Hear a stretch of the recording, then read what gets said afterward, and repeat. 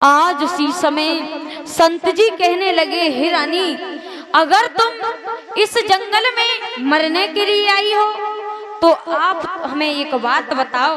और उसी समय नारद जी पूछने लगे हैं,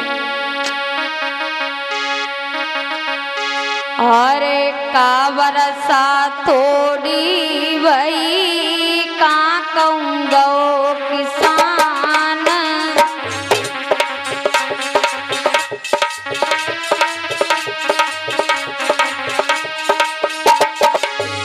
अरे का बरसा थोड़ी वही का कहूँगो किसान, और खेत बीज बंजर पड़े सुनियो संत सुजान।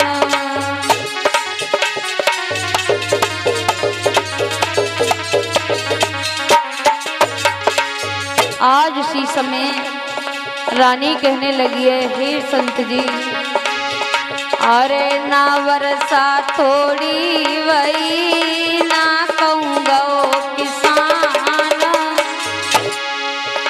अरे ना वर्षा थोड़ी वही ना कहूँगो किसान, और खेत बीज बंजर नहीं सुनियो संत हमार।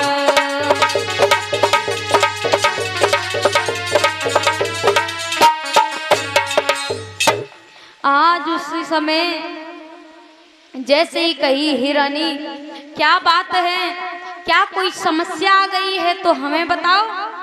आज सुनीति ने कहा, हे नारद जी, हमें कोई भी समस्या नहीं है, हम तो सिर्फ इस जंगल में मरने के लिए आए हैं, और वो भी एक पुत्र के खातिर मरने के लिए आए हैं। हाँ, आज नारद जी हंसने लगे। नारद जी ने कहा, वाह सुनीति, एक पुत्र की खातिर इस जंगल में मरने के लिए तुम चली आई, लेकिन तुम्हें एक बात नहीं मालूम है, पुत्र की खातिर मरने के लिए चली आई, लेकिन ये पुत्र देना ना देना ये तो परमात्मा के हाथ में है, तो तुम क्यों यहाँ मरने के लिए आ गई। कहा कि हे संत जी, हम अपने प्राणों को त्याग देंगे, क्योंकि हमारे घर में कोई भी पुत्र नहीं है। आज उसी समय वही सुनीति नारद जी से कहा, और नारद जी ने कहा कि हे सुनीति, इस फल को ले जाओ और फल को तुम खा लेना, तुम्हारे एक बड़े ही सुंदर सा पुत्र होगा। आज सुनीति ने कहा कि संत जी, हमारे पुत्र होगा। नारद जी ने कहा, हाँ, तुम्हारे बड़े ही सुंदर पुत्र एक होगा।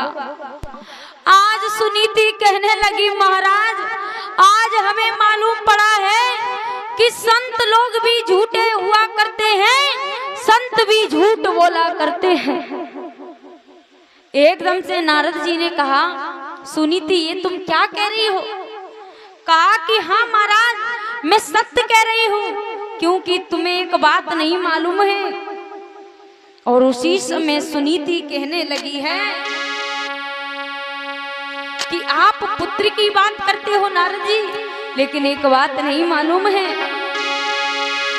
अरे 6 महीना गए पीत पिया की सूरत लख नहीं पाई,